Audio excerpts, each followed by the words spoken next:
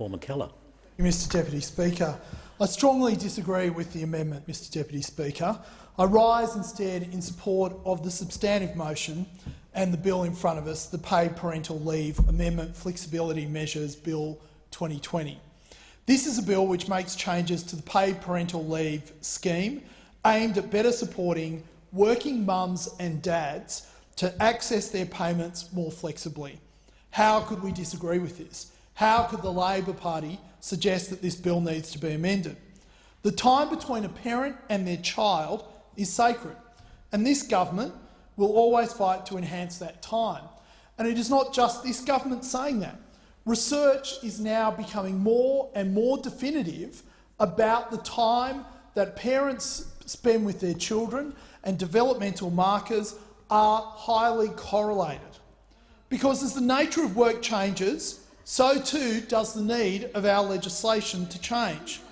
It is estimated that 4,000 parents will take their parental leave flexibly each year following the changes we are making.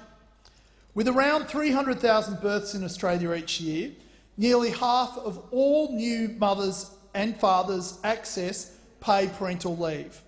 The scheme allows eligible working parents with 18 weeks of payment at a rate based on the national minimum wage, which is currently just under $750 per week, over $13,000 over the 18 weeks. Paid parental leave plays an important role in supporting the health and well-being of new mothers and their babies.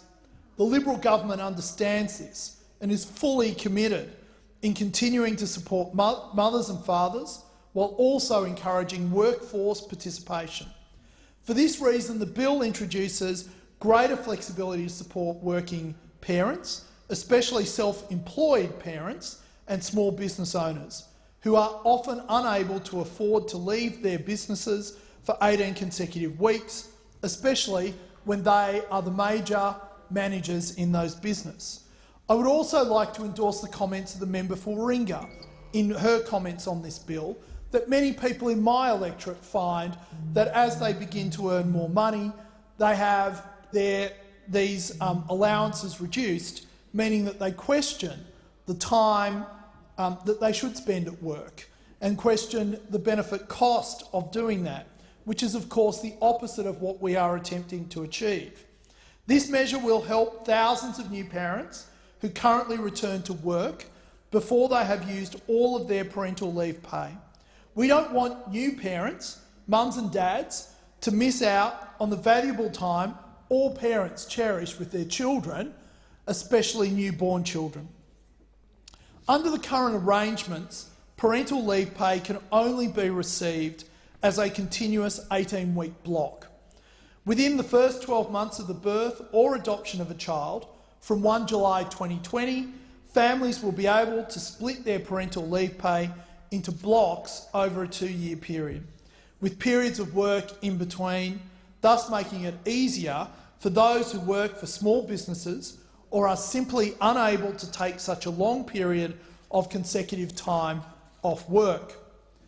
Parents will be able to take their remaining entitlement of up to 6 weeks any time before their child turns 2 years old, and can return to work any time during this period. Pending these changes, the government will also make complementary amendments to increase the flexibility of the existing unpaid parental leave entitlements in the Fair Work Act of 2009, an act that, frankly, Mr Deputy Speaker, has done so much damage to workforce participation of working mothers and fathers, an act whose inflexibility is seeing real wage increases fall to record lows and worker participation reduced, an act that so desperately the Labor Party should be ashamed of. This will ensure parents who wish to access their parental leave pay flexibly will have access to a corresponding flexible unpaid parental leave entitlement. Many self-employed men and women and small business owners will see 18 weeks as a significant amount of time to be away from work. These changes will mean mothers and fathers will be able to take 12 weeks of parental leave pay initially before returning to run their business or workplace. They can then choose when to take the remaining 6 weeks of their entitlement at a time which suits their personal needs, along with their business needs. Some parents may choose to use their parental leave pay to support a part-time return to work. For example, after returning to work following an initial period on leave, parents could return to work in a part-time capacity for 4 days a week and receive a day of parental pay for the 5th day they are not working for up to 30 weeks a year. This flexibility will benefit all hard-working parents who are eligible for paid parental leave to transfer entitlements to eligible partners who take on the role of primary care, where it ultimately benefits the family's circumstances. For example, if a mother wanted to take 17 weeks of her parental leave pay to recuperate after the birth of her child and transfer the remaining weeks to her partner, they may then choose to take a week off when the child is transitioning into childcare at 18 months old. The bill is expanding on the important safety net for working families who do not have or may not have access to employer schemes. It ensures parents are able to have the time they need and deserve with their child following a birth.